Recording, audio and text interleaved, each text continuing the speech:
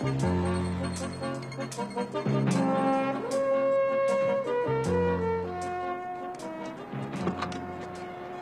afternoon, Mr. Sutton.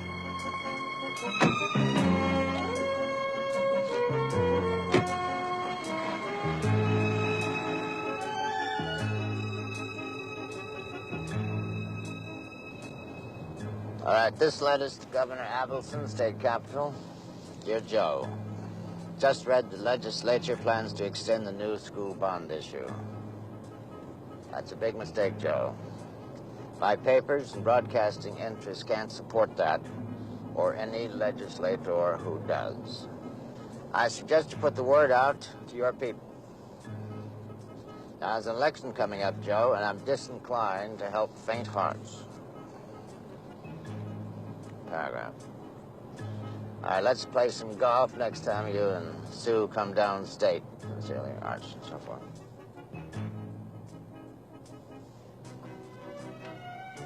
Beautiful day, Mr. Sutton. Yes, yes, it is. I don't think I'll be going back to the office this afternoon, William. Yes, sir, Mr. Sutton.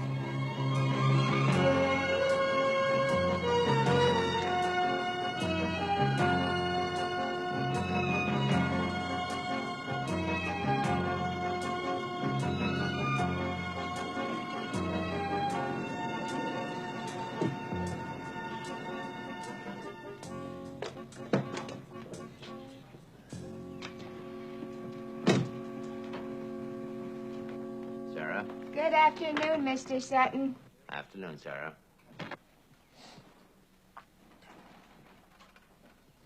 Will Mrs. Sutton be joining you for lunch, sir? She'll be down in a minute, Sarah. Oh, Sarah, serve her first. She's late to a hospital charity auction. Yes, sir. Perfect weather for the auction. We should make a considerable sum for the hospital. Oh, and thank you, darling, for helping us with all that marvelous publicity.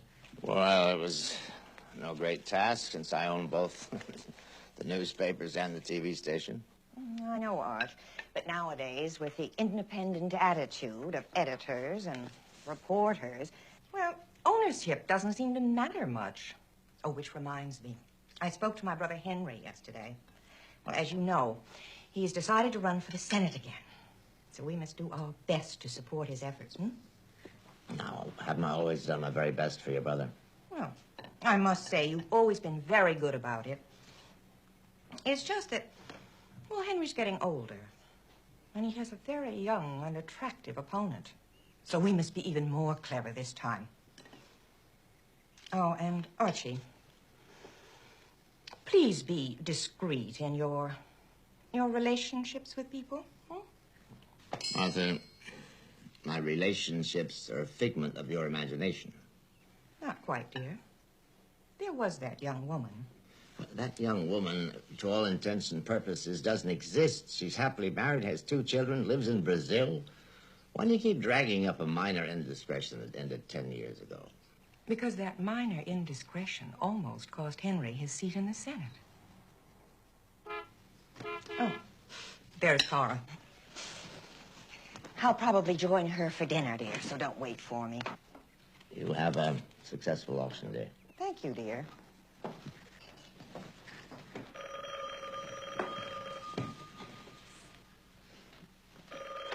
Hello? How you doing, Arch? Just called to remind you that you're a tad bit behind in your, shall we call it, contribution? I told you never to call me here, never. Marla, I've been very generous with you, much more generous than those other victims of it. Sarah, would you do that later, please? Now, look, you've broken our agreement. Well, prices are going up, Archie. There is that thing called inflation, you know. Inflation? Are you insane? Marla, I am fed up with this blackmail business. Do you understand me? Fed up. Now, you'll get your usual payment today, and that's it.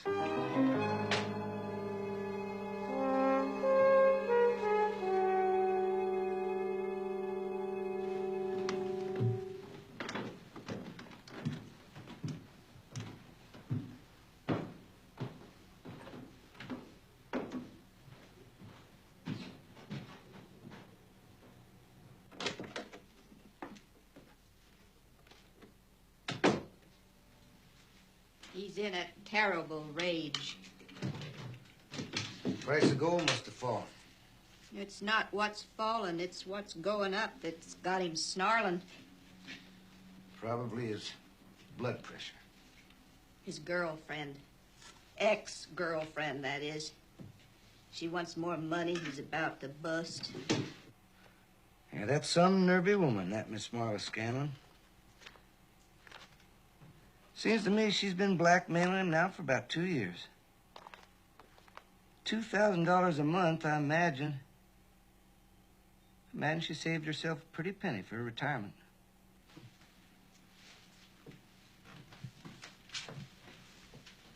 I imagine it's a good deal more than we've put away for ours, William.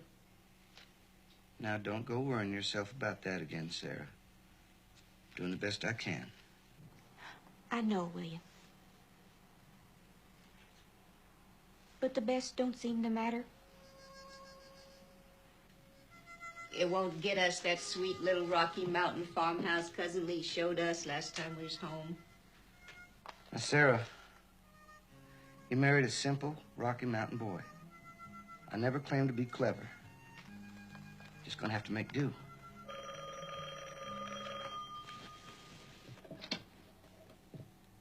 Yes, sir, Mr. Sutton. I'll be right down, sir.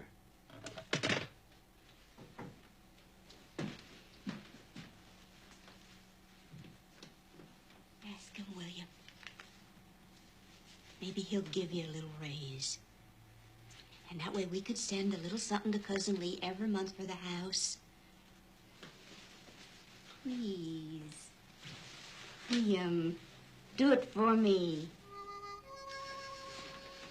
I don't want to die being a maid in somebody else's home. I want to live out my days and get buried in the foothills of the beautiful Colorado Rocky Mountains. Sarah, I'll try. I'll try.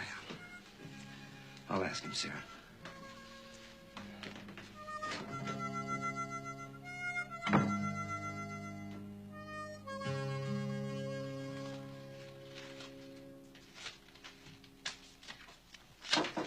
Come in, William.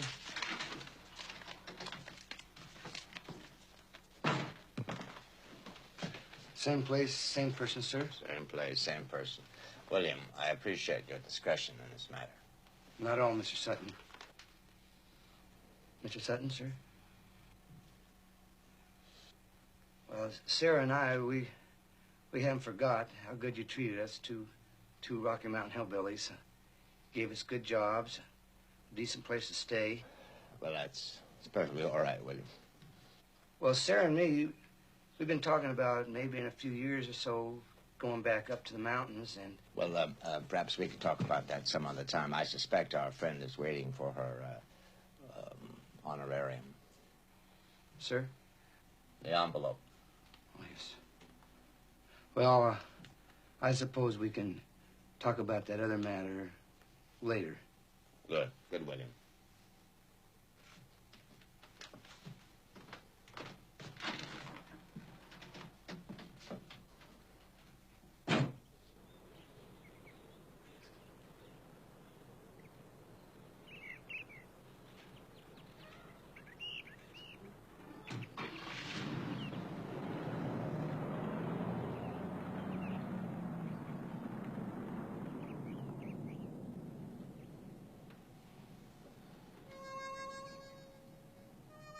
You sure are a pretty little house.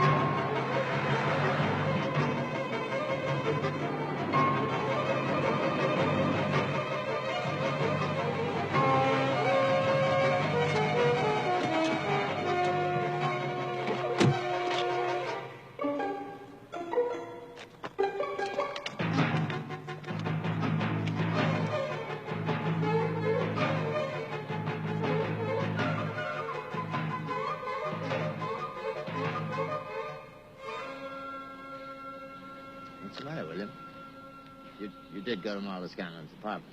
Yes, sir. She was there? Yes, sir. She wouldn't accept the money? That's right, sir. William, I simply can't believe it. Well, she's dead. Dead? How? Looked to me like someone strangled her to death. I didn't hang around to make sure. There's a scarf lying next to her and some mean bruises around her neck. I see. She wasn't that same fine-looking female. No, sir, lying dead like that on the living room floor. No, I imagine not. Well, she don't look so fine now, Mr. Sutton. Was she alone in the apartment? I reckon I didn't feel the urge to poke around. I just took a quick look at her and figured I'd hightail it out of there. Well, she was alive 3 hours ago. She called me just before I came out here. Now, I gave you the envelope. You went to her apartment, found her dead. That means she must have been killed between 2 and 5 this afternoon. There could have been a lot of traffic in and out of that apartment in that amount of time, Mr. Sutton. No, not today. Today she was expecting a caller with an envelope. Did you see anybody when you came out of the building? No, sir. Did you talk to anybody, phone anybody? Not a soul, Mr. Sutton. Good. You're a good man, William. Thank you, sir. I try to be. That'll be all, Mr. Sutton. Yes, that's all for now. You can go. William, meet me in my study in about a half hour. A half hour. Yes, sir.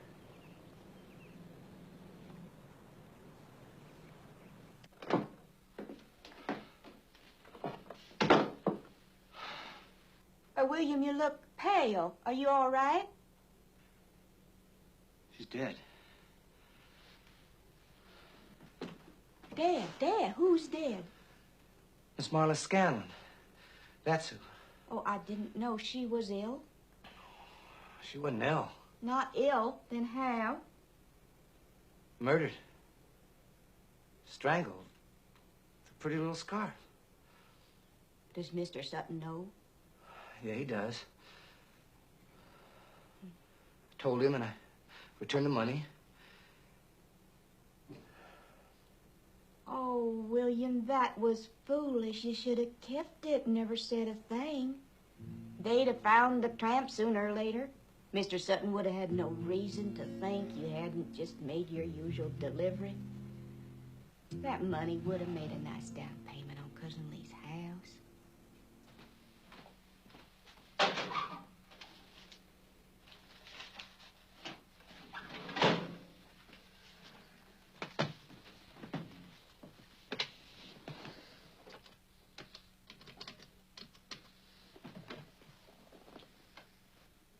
Hi, Judge. Art Sutton. I think you better get over to my place real quick. That's right. Right away. Well, Arch, what's the mystery? I have a dinner engagement. Well, you may not want any dinner when you hear what I've got to say. Now, to avoid a lot of repetition, let's wait for the state's attorney to get here. Bob Greenwich, now, what's he to do with this? Ah, Bob, I just hear my name. Oh, Judge, Arch. Well, what have I got to do with what? I don't understand what's going on. You will in a minute. William, would you close the door, please?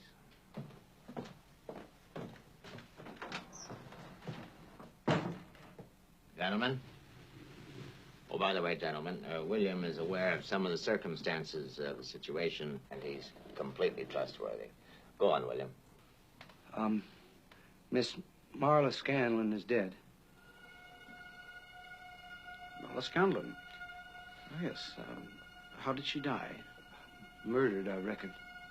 By what means? Looked to me like she'd been choked to death. When? Sometime between 2 and 5 today.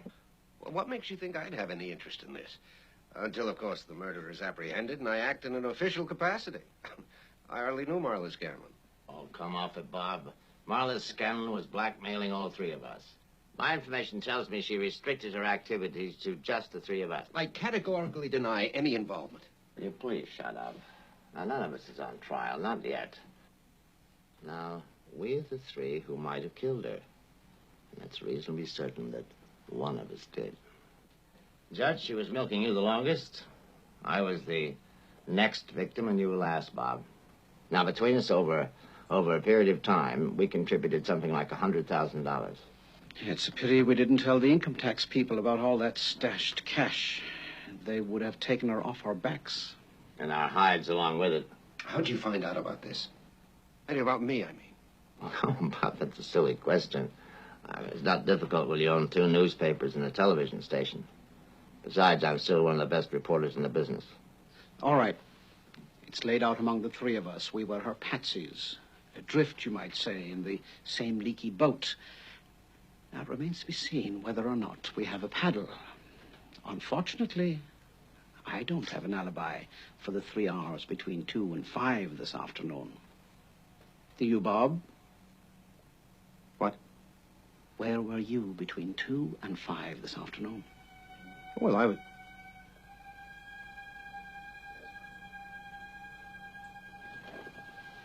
Go on, Bob.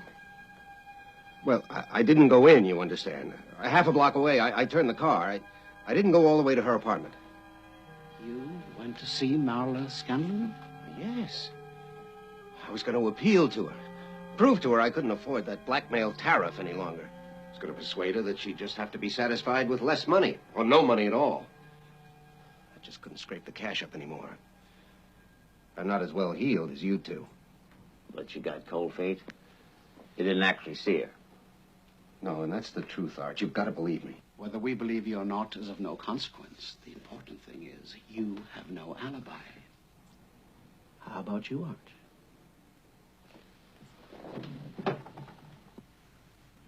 Well, she called me about 2 o'clock to remind me that it was payday. I sent William out on his errand, and I took a long walk out in the woods back of my place. And, in fact, when William found me, I was examining some ferns. So, any of the 3 of us might have killed her. Well, I didn't do it. But if this scandal brushes off on me, I'm ruined. The 3 of us are ruined. You know, there are a lot of people down at City Hall and police headquarters who'd love to have our scalps. And we're not going to hush up anything as big as murder, even if Arch does own the press and the TV. Oh, precisely. You know, Bob, sometimes you almost make me think you have a mind, along with the cunning you've shown in the political jungle. You know, gentlemen, the truth is, there's no way we can cover this thing. So, Arch, what do you propose? Well, what I propose is an unbreakable gentleman's agreement. Whichever one of the 3 of us is nailed will have to bear the brunt of the entire thing. He can't call on his friends for help, and he can't implicate them in any way. He must stand by his statement that he and he alone was involved with Marla Scanlon. Now, the doomed man would at least then have the satisfaction of knowing that he shielded his friends. That might be rough, Arch. When a man is slapped with a murder charge, the natural tendency is to name others, to confuse the issue, to direct suspicion elsewhere. Well, I know. That's why I've asked you all to come here. I think we have to decide in advance. I think we have to agree that the 2 who escape will stand by the loser's loved ones. Mr. Sutton, sir? Yes, William. Well, while you all were talking, I was thinking. I got an idea. Well, William, we have more important things to consider than any ideas please, you please. might. We have nothing to lose by listening. Go on, William. Thank you, sir. Gentlemen, Mr. Sutton's been real good to me and the wife, Sarah, giving us a chance when we first come down from the Rocky Mountains. We have no time for these asinine emotional speeches. I'm sorry, sir. The speech is done. I just want Mr. Sutton to know one of the reasons why I'd be willing to do all of you the favor of standing trial for Marla Scanlon's murder. Well, I'm touched, William. But I suspect that you're not finished. No, sir, Mr. Sutton, not quite. You see, you three are kind of sitting on top of the world, so to speak. I mean, fine homes and families, reputations, country clubs and all that sort of thing. Well, you stand to lose a whole parcel. Now, me, all I got is Sarah. And, well, let's say I never did have a chance before to really put together some real money. How much? Well, you all been paying Miss Marla Scanlon plenty. One final payment to me, finish it all up. Yeah, if you each just chipped in, it's about $10,000 a piece. I'd take care of your little problem for you. William, how do you propose to do this? Well, with your newspapers and television station being on my side, and Judge Corday here doing the judging, and Mr. Greenwich here doing the prosecuting, I should come out all right. Go on. Well, I could say that I'd been fooling around with Miss Marla Scanlon, and she's about to boot me out. And I'd say that we had a big fight, and I lost my head and killed her, without meaning to.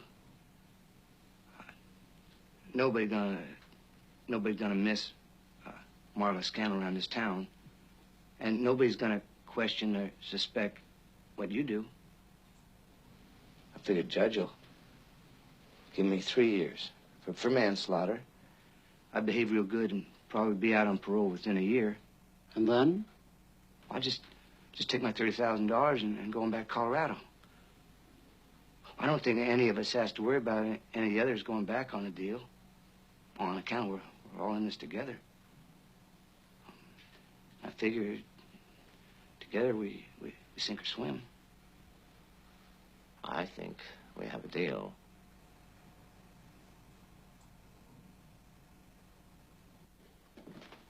You think it'll be just a year you'll be away? Well, not any longer than that, Sarah.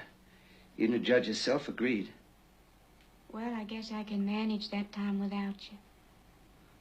Sarah, it was the only way we'd get enough money to buy Cousin Lee's farm. How much are they paying you? $30,000. A piece? The lot. The lot? I think you made a bad deal, William. $30,000 will hardly pay for Cousin Lee's farm, and there won't be anything left over to live on. That's true enough, Sarah. But this $100,000 I got from Marla Scanlon's wall safe after I strangled her, it should do nicely.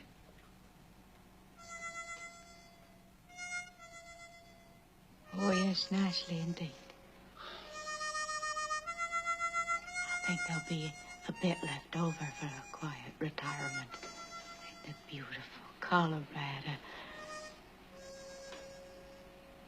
Rocky Mountains. Yes, sir, Sarah. Well, that $100,000 I pay for Cousin Lee's farm, even a bit more. Yes, indeed. I do believe